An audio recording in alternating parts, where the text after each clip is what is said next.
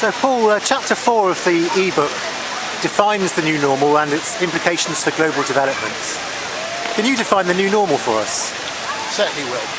Originally, it came up from PIMCO, the world's largest bond fund managers, who were talking about it leading to a world of lower debt, lower spending and lower growth rates in the developed world.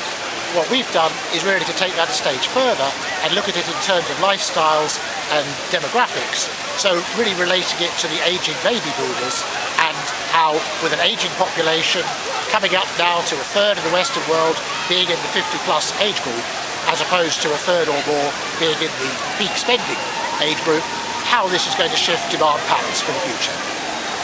Okay, well, what does the new normal mean for emerging economies?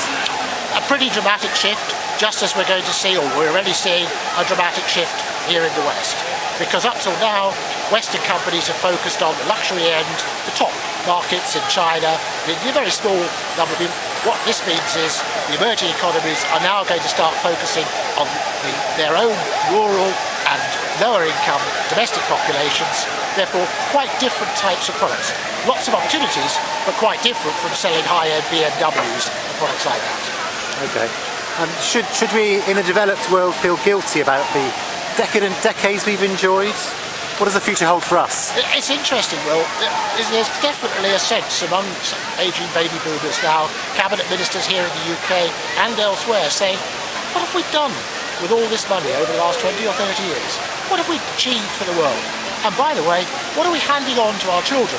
Loads of debt and unsustainable lifestyles. I'm not sure I share it, but I think it's a very powerful area, and it leads into concepts of sustainability, which are going to be very important for the future, I think. What about global megatrends? Well, exactly, Will. I think what we're going to be looking at now is we're not going to be looking at the baby boomers boosting consumption in the way they had.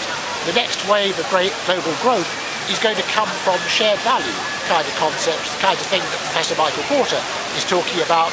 Let's do things around the water availability and quantity in the emerging world. Let's do things about finding new opportunities with increasing life expectancy in the developed and developing world.